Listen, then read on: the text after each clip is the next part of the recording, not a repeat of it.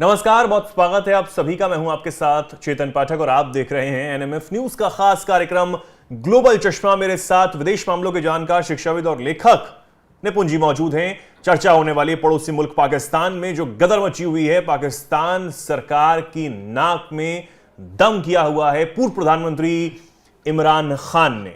Jail से भी अब वो मैसेज भेज रहे हैं तत्कालीन सरकार, शहबाज शरीफ सरकार को, और कह रहे हैं कि वो हर कुर्बानी सच्ची आजादी के लिए देने के लिए तैयार हैं। बहुत कुछ बड़ा होने वाला है। मैंने अपने लोगों को कह दिया है कि जब तक हमारी मांगें पूरी नहीं हो जाती तब तक कोई भी घर वापस नहीं जाएगा। अब सवाल ये, क्या पाकिस्तान में बहुत ज्यादा कुछ बड़ा होने वाला है? हालांकि पाकिस्तान हिला डुला तो रहता है, लेकिन क्या और ज्यादा हिलेगा, ये सबसे बड़ा सवाल है। निपुण जी, अब जो धमकियां दी जा रही हैं वहां की सरकार को, एक अंदरूनी कलह, एक गृह युद्ध की स्थिति वहां पर बनी हुई है।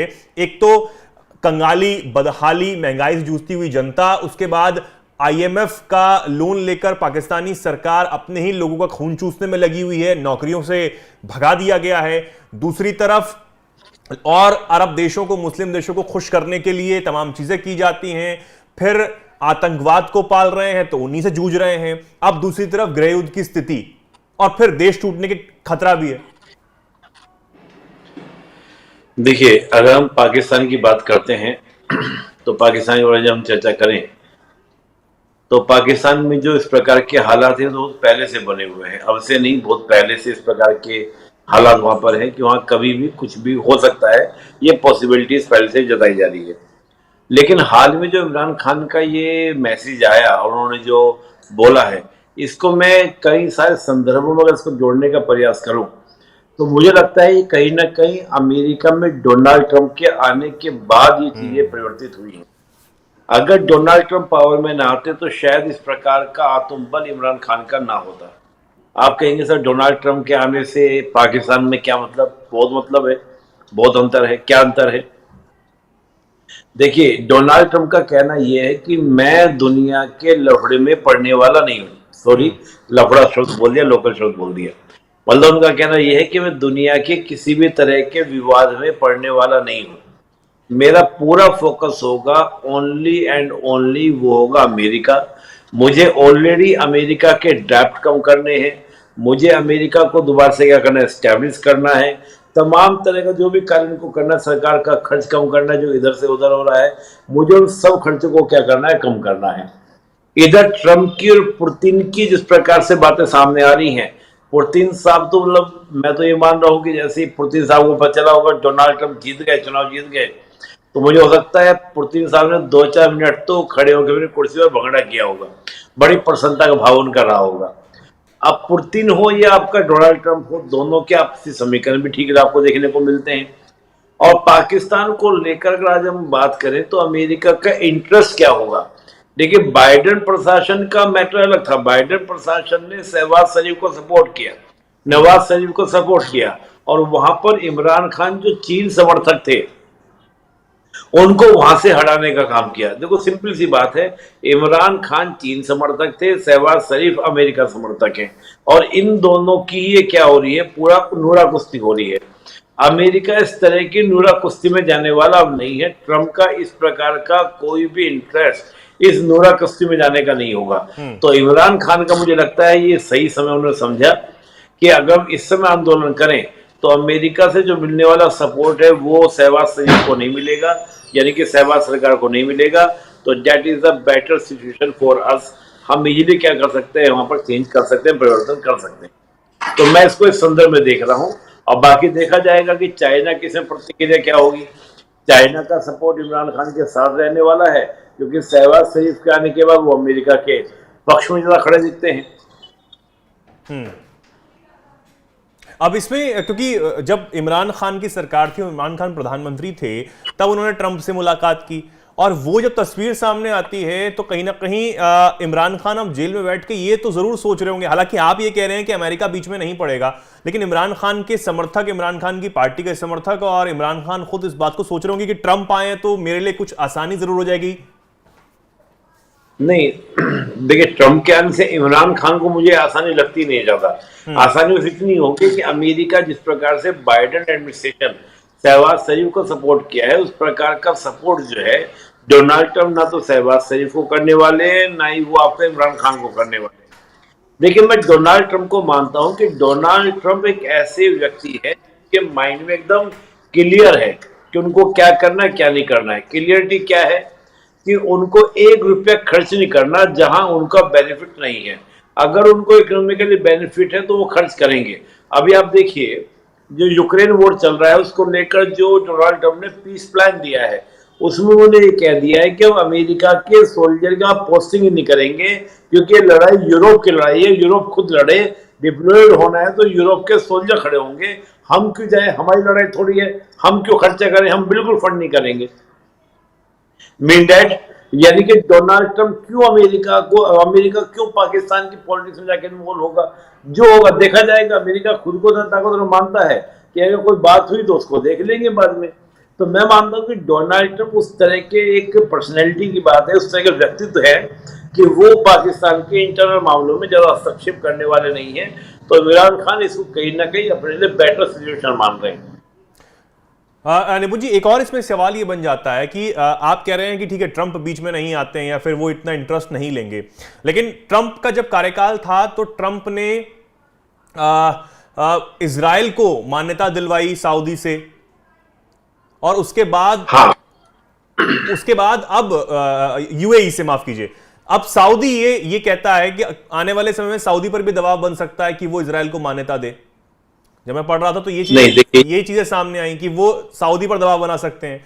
लेकिन सबसे बड़ा इस्लामिक राष्ट्र पाकिस्तान, जिसमें 25 करोड़ लोग हैं और ज्यादा हद तक जो है वो मुस्लिम वहां पर हैं, और उसके बाद अगर सऊदी पर दबाव आता तो सऊदी जो है वो पाकिस्तान पर दबाव बनाएगा कि आप मान्यता दें इजराइल को। तो इस रुख से भी एक चीजें जा सकती हैं कि इमरान खान के लिए आसानी हो जाएगी।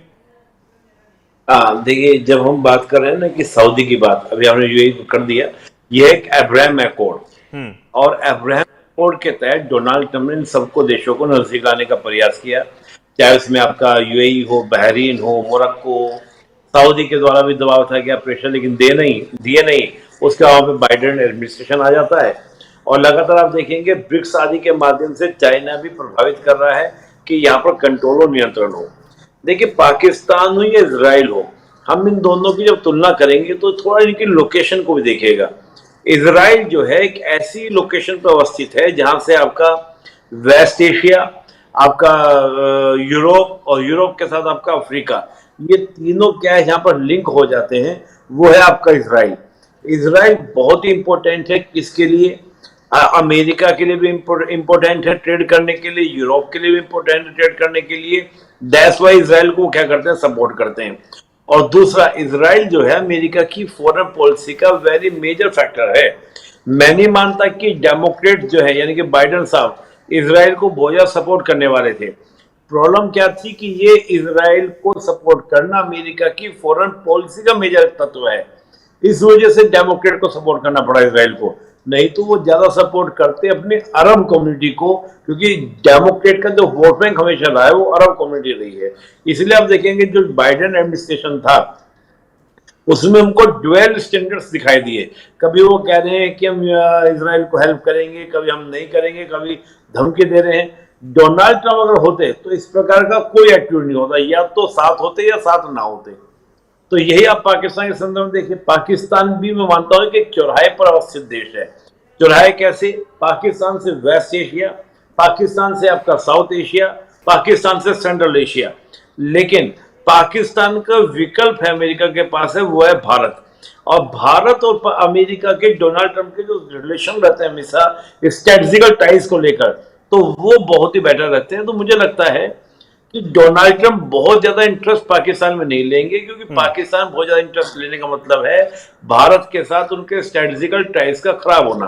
अब डिपेंड ये भी हो सकता है कि अगर इमरान खान इस प्रकार के कमिटमेंट करें या शहबाज शरीफ इस प्रकार के कमिटमेंट करें कि कश्मीर में होने वाली जो गतिविधियां उनको हम बिल्कुल स्टॉप कर देंगे, रोक देंगे, तुम थोड़ा भारत को समझाओ, भारत को सपोर्ट ना मिले, सब कुछ ये बदल सकती हैं। लेकिन मेरा मानना है कि डोनाल्ड ट्रंप, लेकिन अब ये तो साफ है कि पाकिस्तान में कुछ गदर जो है वो ज्यादा कट सकती है, क्योंकि इमरान खान और उनके समर्थक जिस तरीके से पिछले दिनों भी उन्होंने पाकिस्तानी सरकार को चेताया कि हम अगर आप 2 हफ्ते में नहीं छोड़ते हैं, हमारी मांगे नहीं मानते, हमारे नेता को नहीं छोड़ते, तो हम कुछ भी करने को तैयार हैं, हम खुद छुड़ा लेंगे जाके। जो गंडापुर हैं, खैबर पख्तूनख्वा के प्रधान मुख्यमंत्री, उन्होंने भी इस बात को कहा था। अभी जो आपने बिल्कुल सही बोला, अली अमीन गंडापुर हैं, ये खैबर पख्तूनख्वा के सीएम हैं। मैं इन्हीं का स्टेटमेंट देने वाला था। इन्होंने भी ये कहा है कि हम करो या मरो की सिचुएशन में आने वाले हैं, या तो हम कर जाएंगे या हम मर जाएंगे। मतलब गांधी जी कहीं ना कहीं अंदर उनके आए होंगे और गांधी जी को याद करते हुए बात बोली होगी। लेकिन ये एक बड़ी सिचुएशन है, पाकिस्तान में बड़ा घटनाक्रम हो सकता है निश्चित रूप से। और मैं मानता हूँ पाकिस्तान के लिए बहुत ही चिंताजनक स्थिति होगी, क्योंकि पहली इकोनॉमिकल क्राइसिस से जूझ रहा वो देश है। साथ ही इस प्रकार की घटना अगर वहां पर राजनीतिक इस प्रकार का उठापटक होती है, तो ये पाकिस्तान के लिए बहुत बेटर सिचुएशन नहीं। IMF ने जो फंड्स दिए हैं वो बहुत सारी कंडीशन ऐसी हैं। अभी आपने जिक्र किया नौकरियों को, नौकरियां तो है ही, टैक्स का जो स्लैब है वो बढ़ा दिया गया है। 60% टैक्स देना पड़ रहा है लोगों को। अब 60% टैक्स देना, आप समझ रहे हैं कि मैं अगर 100 रुपए कमाता हूँ तो 60 रुपए गवर्नमेंट को टैक्स दे रहा हूँ। मैं रह क्यों रहा हूँ फिर पाकिस्तान में? लोगों को मन में इस प्रकार के प्रश्न है, और उस समय इस प्रकार के सिचुएशन हो जाना, that is not the good for the Pakistan. ना तो एक खैबर पख्तूनख्वा के लिए अच्छा होगा, ना ही बलूचिस्तान के लिए अच्छा होगा।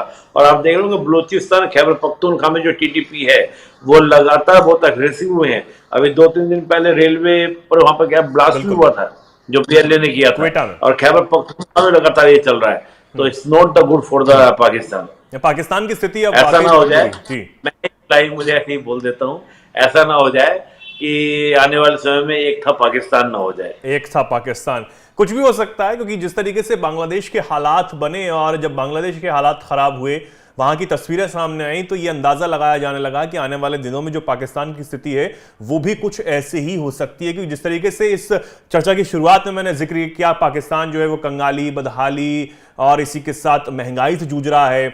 IMF की शर्तों को मानकर वहां की सरकार ने कई लोगों की नौकरियां तक छीन ली हैं, लोग खून के आंसू रोने को मजबूर हैं। इसके बाद जो देश टूटने का खतरा है वो अलग है, क्योंकि बलूचिस्तान के जो लोग हैं वो ये नहीं चाहते कि पाकिस्तान का उन पर कब्जा रहे, वहां पर वो लगातार विद्रोह कर रहे हैं बलूच आर्मी। इसी के साथ जो इमरान खान के समर्थक हैं वो ये चाहते हैं कि उनके नेता को जेल से रिहा कर दिया जाए किसी भी सूरत में, वरना वो कुछ भी बड़ा करने को तैयार हैं, उसमें हिचकेंगे नहीं। अब देखने वाली बात होगी कि पाकिस्तान के हालात आने वाले दिनों में कैसे होंगे, और क्या जो निपुण जी कह रहे हैं कि एक था पाकिस्तान आने वाले समय में रह जाएगा, क्या वो सच साबित होगा या नहीं। बहुत बहुत धन्यवाद निपुण जी इस चर्चा में आपका हमारे साथ जुड़ने के लिए। और यही सवाल के साथ मैं दर्शकों को छोड़े चलूंगा कि आप इस पर क्या कुछ कहना चाहते हैं पाकिस्तान की स्थिति पर, और इमरान खान और शहबाज शरीफ की जो हालत इस वक्त इमरान खान ने और उनके समर्थकों ने की हुई है, इस पर आप क्या सोचते हैं, क्या कुछ कहेंगे, कमेंट सेक्शन में आप जरूर बताएं। और देखते रहें NMF न्यूज। नमस्कार।